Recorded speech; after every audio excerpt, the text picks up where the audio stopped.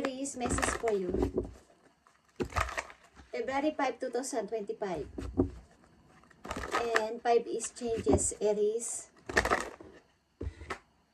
5 is changes. Para to sa mga Aries. Ngayong February 5, 2025. Message for Aries. Mahalagang message for you today. February 5, 2025. Sa mga Aries. Mga dapat ninyong malaman ngayong February 5, 2025. Aries. Kayo ay nagmamahalan ng yung person. Okay? Ito yung dinidesire ng yung puso, Aries. But may konting takot at suffering in silence ang ilan sa inyo dito. At merong kumbaga, ito ba ay totoo? Ito ba ay mangyayari pa? Ito ba ay magiging totoo pa ang pagmamahalan namin ng aking person? Okay, may mga takot at meron ditong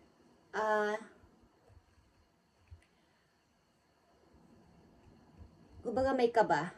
Ito ba ay fantasy? Ito ba ay illusion lang? Ito ba ay magkakatotoo pa para sa aming dalawa ng aking person? Okay, Aries. At meron ditong nakaabang na maaari may matukso isang person, may titingin sa ibang person kahit kasama na ang mahal sa buhay. Okay, so pagkaramdaman ninyo ang inyong sitwasyon. Okay, meron ditong gustong umalis o meron ditong nagdadalang isip sa relasyon na to.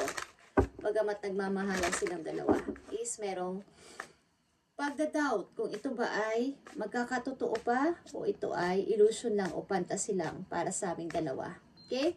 Aries, February 5, 2025 is meron ditong gusto ng pagbabago o pag-change sa buhay. Okay. Message for you.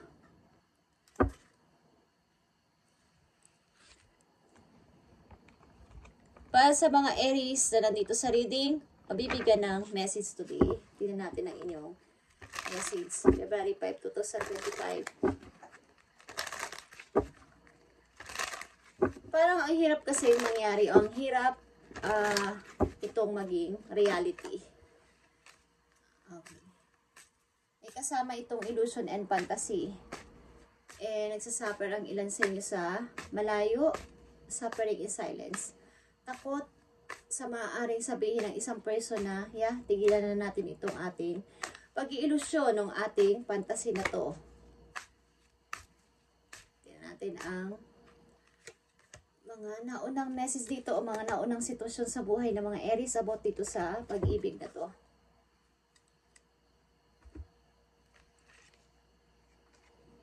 Okay.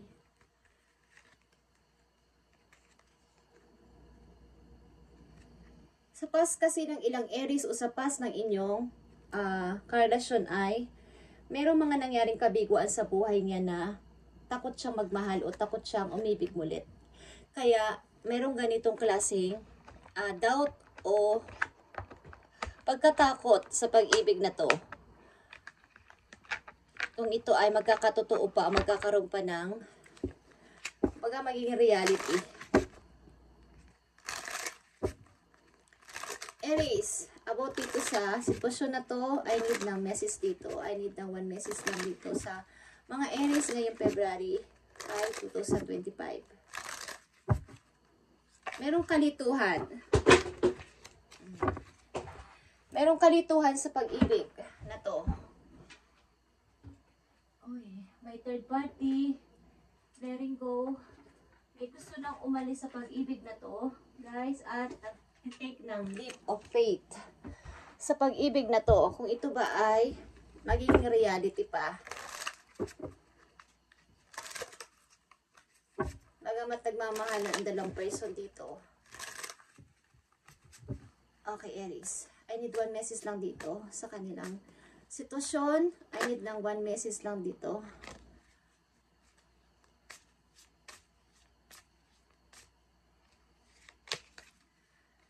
Okay, everything you want from this connection will manifest in the near future. Kung ito ay talaga ninyong nararamdaman sa bawat isa, o both of you is ganito, ang pakaramdam is, i-manifest nyo itong Pag-ibig na to sapagkat they are the one you have already met, the romantic partner you seek. Ito ay iyong partner na masasabi at nagtitake ka dito ng maaring maliit na pag-asa o faith. Kung mangyayari pa ito sa hinaharap. Okay, nawawala ng ilan sa inyo ng parang nagkakaroon ng pagdadoubt sa inyong relasyon.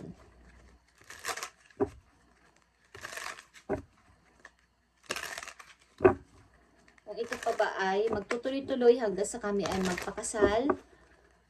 Ang ilan sa iyo dito ay nakaranas ng broken sa inyong past, kaya ang hirap ng makinig o mahirap maniwala kung ito ay totoo pa. So kung ito ay gusto nyo itong ma-reach, ang goal na to ng inyong relation ay i-manifest nyo to hanggang sa huli. Sapagkat ito ay, kumbaga na-meet nyo na ang romantic na to, na partner nyo sa buhay. At i-manifest nyo to. Kung talaga nagmamahalan kayong dalawa ay mag-take kayo ng faith sa relasyon na to. Huwag kayong mawala ng pag-asa at ipaglaban ninyo to. Okay? Aries, I need ng message dito sa inyong sitwasyon.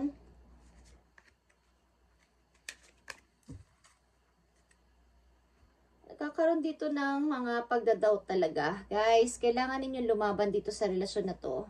The devil and the strength is here. Okay na dito ang 8 of Cups, 10 of Swords, and the Hermit. Okay. Ako lang ba ang nagmamahal dito? Ako lang ba ang nagsasacrifice? Ako lang ba ang gumagawa ng paraan? Ako lang ba ang nag-e-effort? But, iniisip ko pa din ang future naming dalawa. Okay? Yan ang inyong mga nasa isip. Ako na lang ba ang nagsasacrifice o ako lang ba ang nag-e-effort dito sa relasyon na to? But kailangan ko mag-take ng faith dito sa aming relasyon o sa aming connection. Okay, Aries. Meron ditong dalawang tao nagmamahalan ng lubos, but nagkakaroon ng pagdadoubt at pagdududa kung ito ay magiging reality pa. Okay? But nakikita ko dito ito ay pinagtagpo kayong dalawa ng tadhana, kaya lang ay nawawala ng pag-asa minsan ng isa, nagdududa, okay? Sa relasyon na to o sa connection na to. Tingnan natin. Princess of Cups is here. And the Strength. Okay, guys. Pilitin ninyong paglabanan ito o labanan ninyo ng sabay ang problema o mga storm na parating sa inyong relasyon o mga difficulties na mga problema or something na hahadlang sa inyong relasyon. Pilitin ninyong harapin ito ng sabay. Okay, nandito ang Princess of Cups. Ang ilan sa inyo ay matyaga at matatag sa relasyon na to o kumbaga maunawain, mahinahon sa lahat ng inyong pinag-iisipan at hindi kayo basta-basta nagbubunga nga o something na nagpapanik. But kailangan ninyo itong paglabanan na dalawa. Sabay ninyong harapin ang mga pagsubok na paparating sapagkat nandito ang power. Okay? Bilang isang couple, kailangan ninyong magkaroon ng pag-asa sa isa't isa. Okay? Huwag kayong mawalan ng pag-asa sa relasyon na to at ipaglaban ninyo. I-manifest nyo to. Everything you want from this connection will manifest in the near future, Aries. At nandito ang clearing dips din. Okay? May mga konti-konti kayong problema sa money. Ilan sa inyo? At tingnan ninyo ang inyong savings, ang mga nilalabas ninyong pera. Huwag kayong masyadong magastos sa walang hindi naman mahalaga mga bibilhin. Tingnan ninyo pakiramdaman ninyo ang paglabas ng inyong money. Kung ano inyong pinagkakagastusan. Okay. Isang message na lang dito for Aries sa kanilang sitwasyon. About dito sa kailang connection sa kailang partner. May mga pagdududa at pag hindi niniwala na magiging reality pa to. Isang message na lang dito na mahalaga sa Aries. Okay, lumalabas ulit ang strength is, ipaglaban nyo to. Dalawa dito ang strength. Is, ibig sabihin, ipaglaban nyo at harapin ninyo ang pagsubok na to sa buhay ng buong tapang, guys. 3 ang 8 dito. Positive lang, okay, positive lang sa pag-ibig na to. Huwag nyo basta-basta itapon ang mga nasimulan ninyo, itong 8 of Cups. Huwag nyo pabayaan na itapon nyo na lang ang ininvest nyong pag-ibig o emotion sa tao na to. Aries, okay, paglaban nyo ang pag-ibig na to kung gusto nyo. Okay, tingnan natin ang message sa'yo ng yung person. Maaring message sa'yo ng yung person, Aries. Ibigay mo ang tamang message sa mga Aries galing sa kanilang person na iniisip sa ngayon. Bigay mo ang tamang message galing sa person ng mga Aries kung anong iniisip ng mga person ng mga Aries sa kanila. Sa kasalukuyan, bigay mo ang message. Thank you. Okay. I am grateful for the spiritual lesson. Okay. Something na ang iyong person ay may natutunan sa iyo about sa spiritual. Okay. Maaring marami kang naituro sa kanya o na-learn sa sayo o nagkaroon sa ng pagkamulat tungkol sa pananampalataya. May itinuro ka sa kanya. Okay? And we need to let each other go. Okay? Something.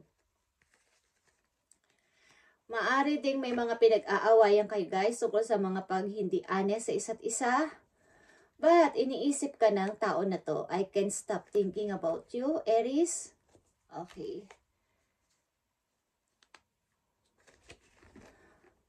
Maari may mga hindi kayo pinagkakasunduan at yung mga hindi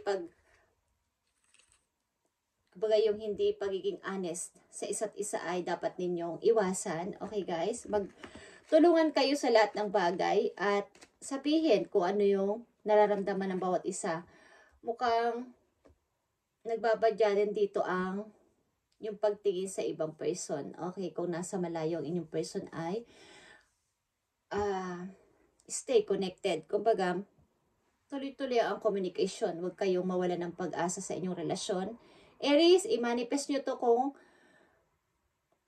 nagmamahalan kayong dalawa. Dahil nagkakaroon dito ng pagdadoubt sa inyong relasyon. Okay? Kung ito ba ay illusion lang o maging reality in the near future. At takot kayo. Natatakot kayo sa maaring mga paparating na messages na baka sabihin, tama na to, Aries. Huwag na natin itong ituloy. Okay? Something pagod na ang isa't isa sa inyo. But,